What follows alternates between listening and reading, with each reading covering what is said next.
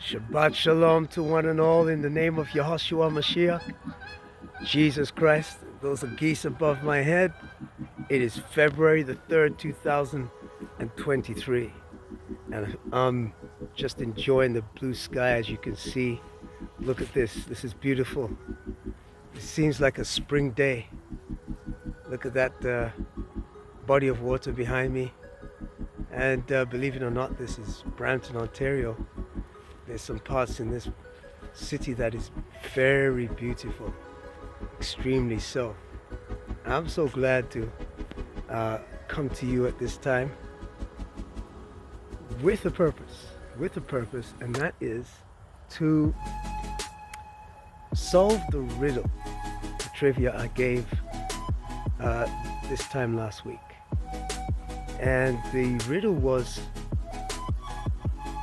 dealing with Romans chapter 11. Romans chapter 11 from verse 11 to the end of the chapter. Basically, it was getting into the issue of Paul's directive in warning the Gentiles not to boast against the natural branch. What is that natural branch? That's Israel. That's Judeans. What is referred to as the black people, Negroes today, Negroes, all right? And Paul himself was from the tribe of Benjamin, which then would be a part of the Roman province, 2,000 years ago, Roman province of Judea. Judea, of course, the capital city being Jerusalem, all right? So the Apostle Paul was warning the Gentiles and said, don't boast against the natural branch, because the natural branch was broken off so that you guys could enter in. But don't boast against them, but fear, because even as the natural branch was broken off so that you can come in, and that was by grace, through faith, that the Gentiles have come in, well, Elohim can also graft in the natural branch again, because the Judeans, the Israelites, we were broken off so that the Gentiles could come in.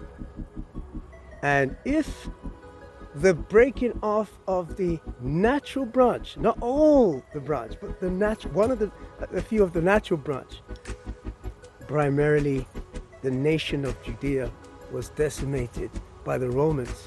And this is what Yahushua had prophesied in Luke chapter 21 and in Matthew chapter 24. If that was going to happen, so that Gentiles could come in, and if the breaking off of the natural branch was the riches of the Gentiles, and for them to come in and partake of this glorious Besorah gospel, what will the regathering of the Gentiles be? Or should I say, regathering of the Judeans be? But the resurrection from the dead. And this is what the Apostle Paul was saying. Don't boast against the natural branch, because Elohim has a plan. I love it. Look at the geese. Can you see that? It's beautiful. The sun is setting, even as the time of the Gentiles is setting. The sun of the horizon is going down. The times of the Gentiles is going down, and the times of Jacob is arising. And this is what's happening. So Gentiles were warned back in the days of the Apostle Paul, and there's a warning going out even today. The Gentile world is coming to a close. All civilizations have to exit even as they have entered. And we are seeing it, the closing up of the Gentile world. The king is coming. And this is what the Apostle Paul was warning these Gentile brethren, the Romans. And so listen, Elohim, the Most High, Yah, he's able to graft them in again, and he will, when the time of the Gentiles are fulfilled. In fact, in Acts chapter 15, verse 14,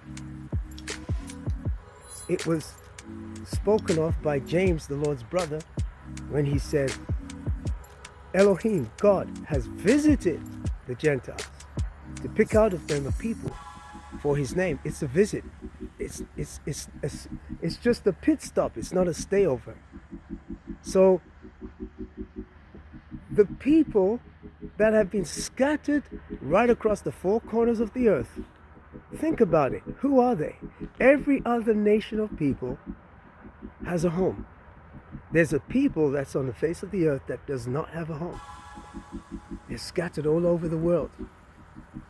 The chosen people, scattered all over the world.